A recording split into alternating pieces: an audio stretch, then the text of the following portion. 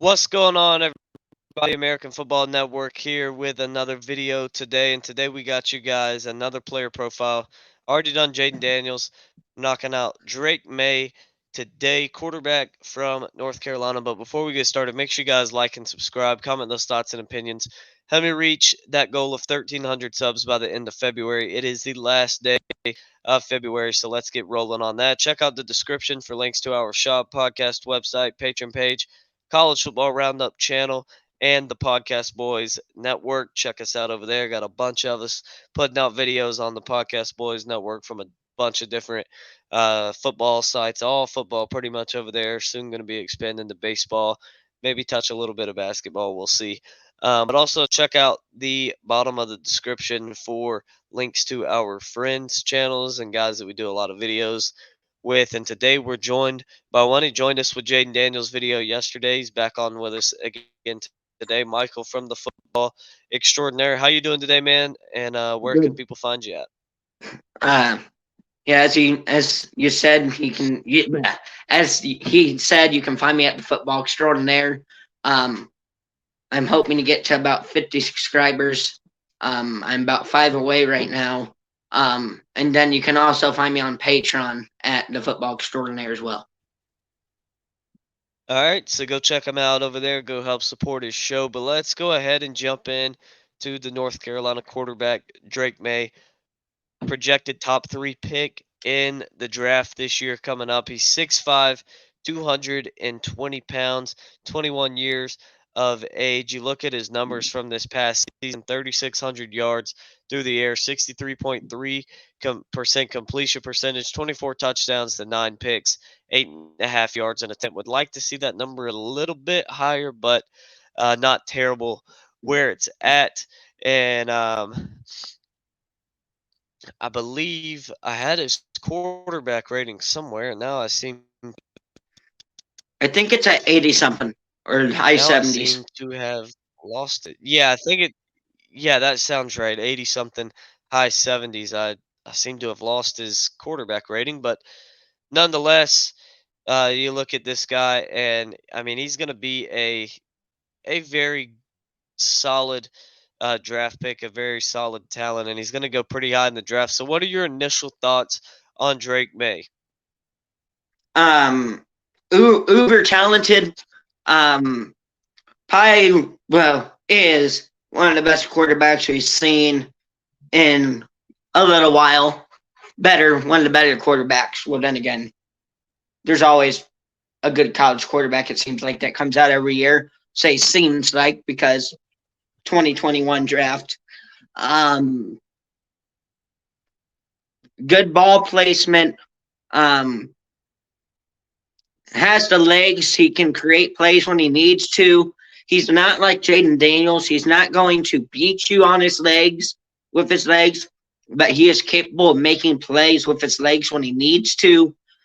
Um, Better armed than Jaden Daniels.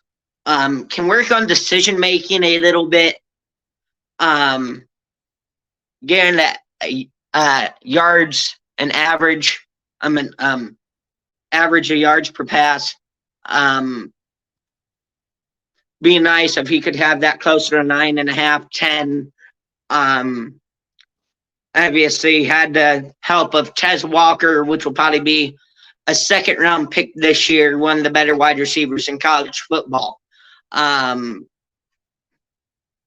the one thing I will say with Drake May is he seems like he tends to struggle in the big games and in the big moments. He can't beat Clemson. He can't beat Clemson. I believe they lost to Duke as well with a Yep, backup quarterback. can't beat NC Um, State either.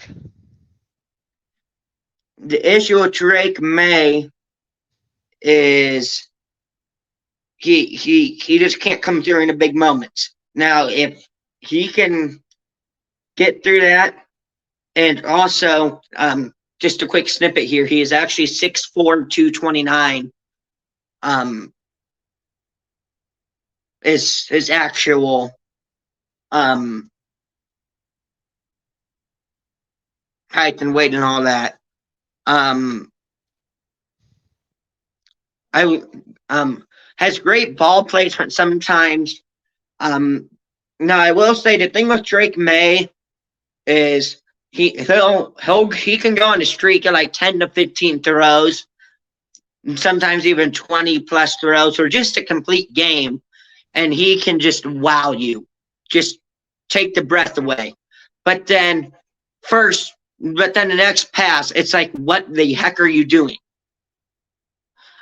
Um, Not all the time, but I kind of noticed that in some instances with Drake May, where he'll throw a perfect over the shoulder ball to Tess Walker for 20, 30 yards and a first down. And then the next play, he throws it over the middle and almost gets intercepted. It's like, what are you doing? Yeah, for sure. Um, Like you said, he's a very streaky passer, for sure. But he can go on those streaks, and they can be long streaks, sometimes over multiple games, where he's just clicking, everything's working perfectly for him. He's just lighting defenses up and playing with his hair on fire. I think when I look at him, some of his strengths that I point out is his. I mean, he's just such an athlete, very good athleticism, very quick, with good speed. He's a solid dual threat guy as a scrambler, and the bigger frame makes him a pretty solid designed runner, especially inside the 5 yard line for sure. He Also, may have. Go ahead. they also beat Duke. They actually lost to Georgia Tech, Yeah, is what it yeah, they was. lost to Georgia Tech both years that he started. And his Um, QBRs is 79.3. Okay, yeah, I knew it was somewhere around there, low 80s, high 70s. But you look at him, he may have the best arm strength of any QB in this class. He's definitely up there in terms of the arm strength. Huge arm, very I mean, he's on the elite board of arm strength, and he can deliver throws with very high velocity outside the numbers and very deep down the field. He's got very good skill in throwing off platform and under pressure, and he's pretty accurate in doing that as well. He's very accurate across all three levels. With the short pass game, the intermediate pass game, and the deep pass game, accurate at all of those levels. Very very effective within structure whenever the offensive line is holding up for him. Good timing, good awareness of his check down options as well. You look to it his frame, very prototypical tall quarterback type build, with good mobility and an elite arm. Um, whenever he throws those hard tight spiral deep velocity throws, I mean, he just does it effortlessly. It doesn't look like it comes with any difficulty to him at all. And then you look at his some of his weaknesses. He is a good scrambler. Sometimes, though, I have noticed that he takes too long to decide whether he's going to throw the ball, or Kind of the take same off issue with with it. And Jaden Daniel yeah, when he was younger. and yep, yep, and also struggles with deciding who to throw the ball to, and that does put some pressure on the offensive line, slows them up a little bit, and hurts them.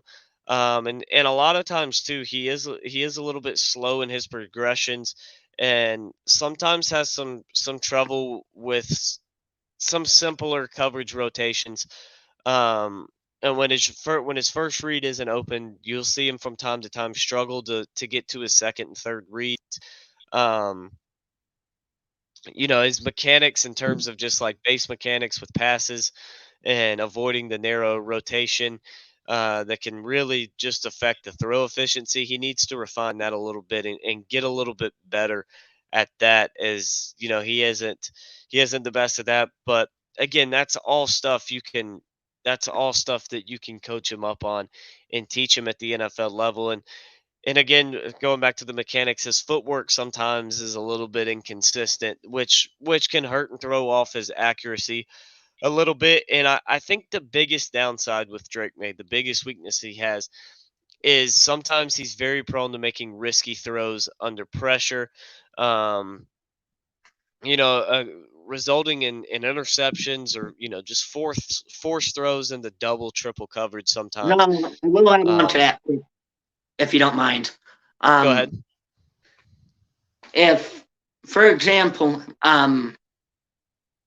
as most of you know, he had Tez Walker. Like when he gets that feeling, when he gets going, or I should say, most of the time when he has issues, kind of getting going at first at the start of the game, and he has Tez Walker, I guess you could say one on one.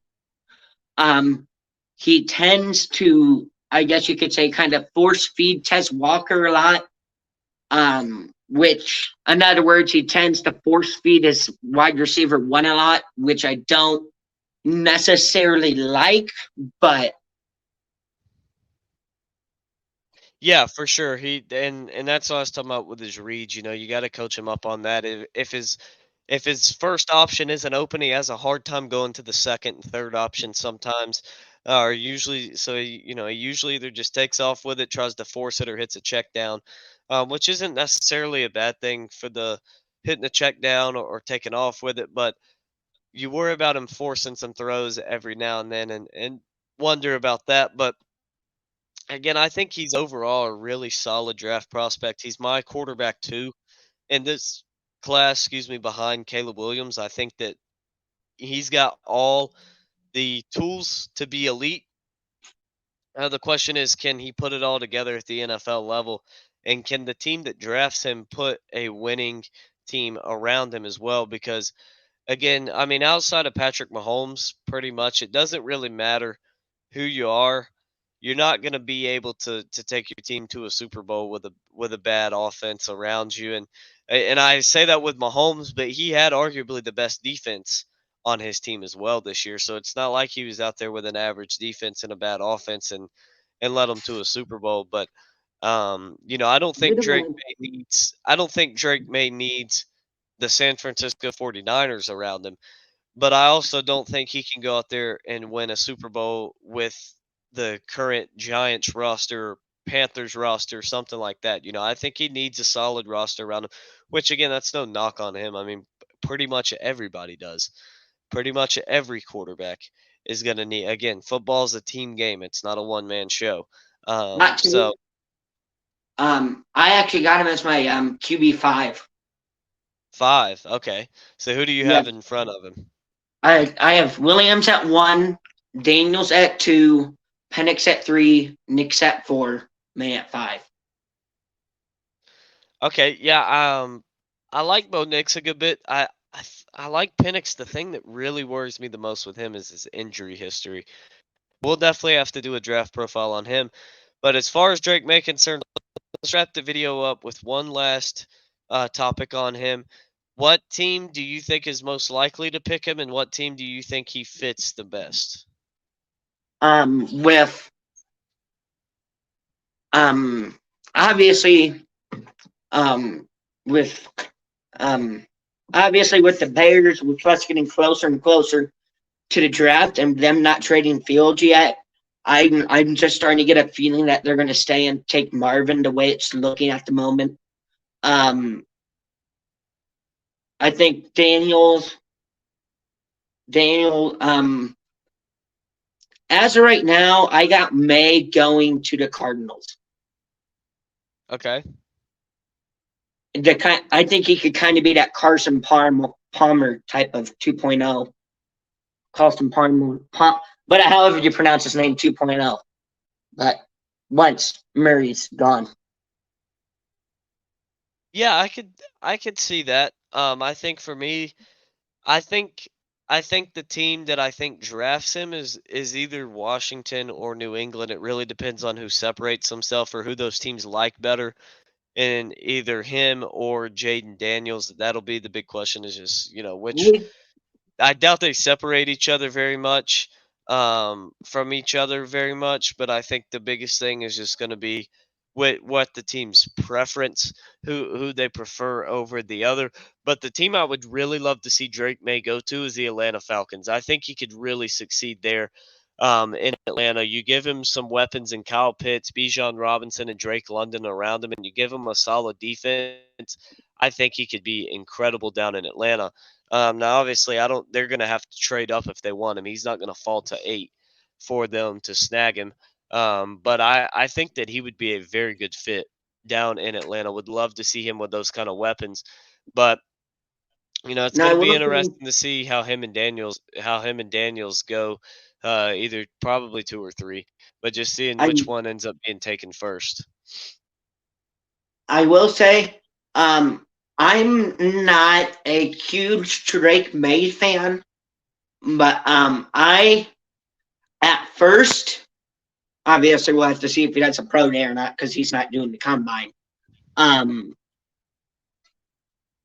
at first I was high on Drake May like his first year and like this first half of his second season. I was like, okay, we have something special here. But then it just fell apart, kind of. His Yeah, but resume started going downhill that second part of the year.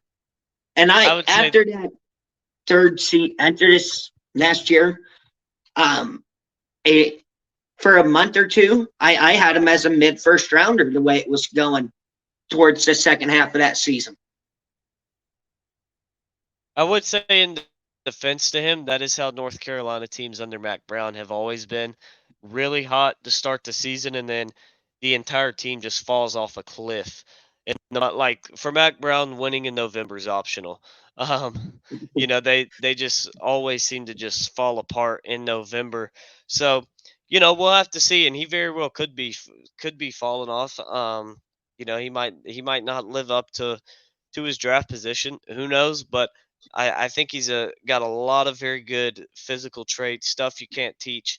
Now he does lack a little bit of the stuff you can coach him up on, but I'm not really worried about that in terms of the NFL. I think he may have a rough first year or two, but I think that they'll train him up and he'll get coached up wherever he goes, and he'll turn into a um, solid NFL quarterback, in my opinion. But that's going to wrap up today's video. Again, help me hit that goal of 1,300 subscribers by the end of February. It's the last day, so let's get going on that and hit our goal and start March off with a new one. Again, check out Michael over at the Football Extraordinaire. Help him hit his goal of 50. He's about 5 away. So check everybody out. Help support the show. We appreciate all of you guys watching, and we will see you next time.